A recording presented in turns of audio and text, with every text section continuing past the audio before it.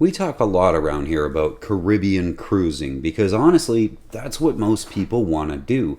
But more and more in recent consultations I've done, people are wanting to see Europe and do the Med. And that means, for most of us, some sort of Atlantic crossing. And when you're just doing island hopping through the tropics, it's all fairly easy. You can do it on any old production Beneteau or Catalina, and it's all pretty mundane. You're never out in the sea for more than a day or two, and rarely out of sight of land for very long. But what if you want to get to Europe, or from Europe down to the islands? Now we're talking about a whole different kind of sailing. So this week, on Everything You Need to Know, what if you want to cross an ocean?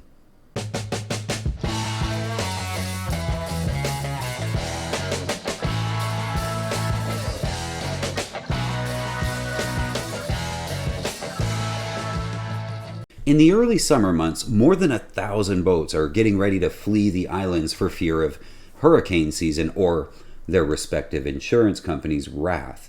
Many go back to the US, some head south for Grenada and beyond, and some head for the Med. A lot of this early summer staging happens in the Virgin Islands, where a boat can stock up on supplies, food and water, spare parts and fuel, and the crew can get charged up for what lies ahead. And what lies ahead isn't your leisurely island cruising anymore. It's more than 3,000 miles at sea through whatever wind and weather that the world has planned for you. And of course, that means weeks at sea, far beyond any weather forecast. So the boat will actually need to be ready for everything. And being a conservative captain avoiding the big storms in the islands won't really work anymore. Most boats will leave the islands and head east, staying below the rougher weather until they can head north with a good forecast to usually reach the Azores. Some will do Bermuda, but either way, you'll be at sea for weeks, alone, having to trust in the crew, the boat, and yourself. This kind of trip calls for much more boat than we would normally focus on around here, and there are two ways to meet the needs of this journey. The first is to just throw money at the problem, budget unlimited. I'd likely pick something like an Istalnd Packet model, one with a 0 on the end, so that's going to be probably the 380 at very least. There's one in Florida right now for 180 grand, and this trip is what this boat was built to do. My biggest focus first on the boat is going to be weight, and this boat starts its life at about 21,000 pounds, which for me is sort of my bare minimum weight for heavy ocean duty. This full keel monster of a boat will handle just about anything we could run into crossing the Atlantic, and the cutter rig gives me a lot of options for sail plan, regardless of what the weather does. To step it up a bit more, we could also look at the Istalnd Packet 420 or the mighty 440 if we have that sort of budget. But in the over 200 grand area, I'd also have to look at the tried, tested, and true Amel Super Maramu. Delos has already proven the livability and survivability of this boat. They've thrown everything at it, most of the world's oceans, and they always manage to get by just fine. They've run aground, they've seen everything, they've circumnavigated. This hull is absolutely proven. And the Amel comes in at a staggering 35,000 pounds, and again, has a sail plan that's very adaptive. And we could go on and on about these $250,000 boats and why they're good for this job, but what if we don't have $250,000 sitting around to get this job done? Can we go a bit cheaper and still do it safely? While I have you guys, I have a second YouTube channel called History. It's all about maritime history, and the newest episode is all about sailboats, specifically the Chicago to Mac race. I hope you'll check it out and subscribe to the new channel if you like it. I'll leave a link below. We're going to look for some boats under 100 grand that would do this job. And the first thing that comes to mind is this tidy looking Morgan 44 for $92,000. Morgan was bought out by Catalina a little bit later in the game, but this one is still a proper Morgan. And Morgans are known for being heavy, overbuilt sort of boats, usually with center cockpits. And this is a great example of one that you can find out there in the wild right now. And we like center cockpits for this sort of work because they're much harder to fall out of in a rough sea, and will definitely be in some rough seas. This boat starts its life as near as makes no difference 25,000 pounds, and we'll be adding a lot of kit to it because as good as this thing is out of the box, it isn't really rigged for ocean crossing just yet. We'll be of course adding a big anchor and hundreds of feet of chain, solar, and some pretty heavy batteries, but also a stay sail and a few different head sails in the inventory. This boat has also got going for it that it isn't a full keel. It's a big keel, but it's a modified fin, so it'll also be able to point up into the wind a little bit better than those island packets that we talked about earlier. And a lot of this trip to Europe from the Caribbean will be directly into the trade winds, so the ability to point is going to matter. It's going to shave some days off our trip. So we know that this boat will do the job, but also going for this Morgan in its favor is it's just a very nice boat. I'm not sure you'll ever find a better example in better shape of the Morgan 44, and they're only asking 90 grand.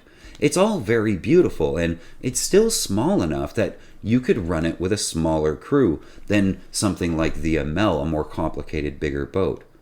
Another option is you could just buy a brand name blue water cruiser like Hans Christian, or this Cabo Rico. It's a cutter. These things have been crossing oceans since before a lot of us were born, and it's exactly what they were designed to do.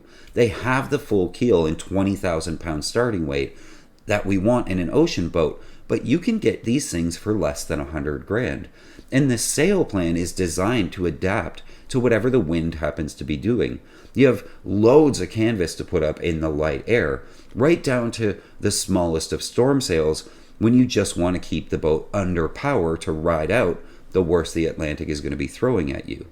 And because the huge keel and the vast sail plan, they can heave to in the worst of it and still sit pretty as the storm passes. This is the kind of boat that they're talking about when they say that the boat can handle a lot more than the crew. When everyone is spent and things are just too rough outside, you can heave to, head inside and board up, and the boat will take care of you. Cabo Ricos are very well made and exceptionally strong, but also very pretty boats, and this one is a great example of a good-looking traditional cutter sailboat.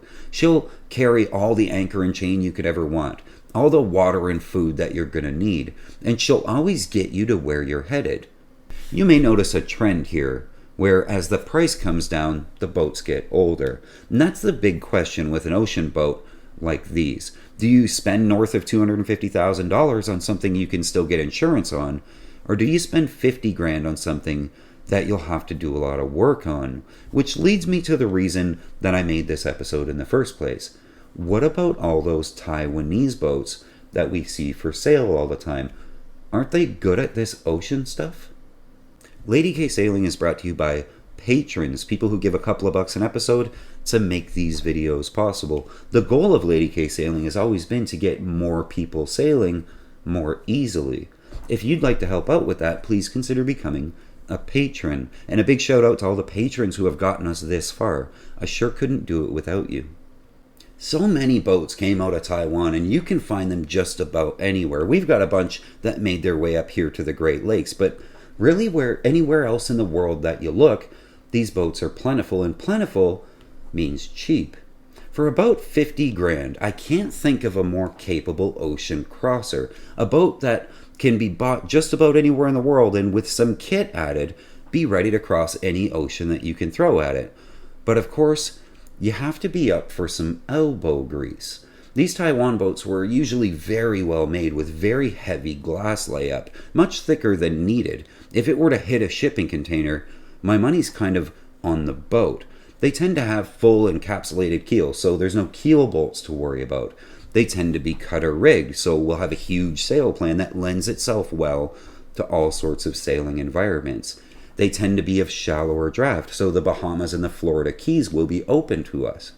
They're usually extremely heavy, and if there's one thing they certainly are known for, it's the woodwork. The interior joinery that came out of Taiwan in the 70s and 80s is unreal. The quality of craftsmanship in most of these boats is astounding. Most of these boats are center cockpit as well, so very hard to fall out of at sea. And as center cockpits tend to do, you get a big aft stateroom with a large bed, a very good spot for the engine, and lots of access, usually on 3 sides, and lots of space in the middle of the boat for the living area. These are boats that you'll wish you bought if you try to cross the ocean on anything else. They are the battleships of the sailboat line, and because they're so cheap, just about anyone can buy one. But of course that comes with a big caveat. They're old. Now, we don't truly know the life expectancy of a fiberglass hull. We do know that fiberglass absorbs water over time, and we can look at these hulls with a moisture meter to find out how much. But because we didn't start mass producing boats out of fiberglass material until the 1960s, none of these hulls are truly that old yet. It's generally assumed that the hull will last about 60 years, but as we cross that point, these things are still structurally sound. So we now think it might be 100 years before the fiberglass is compromised in any way.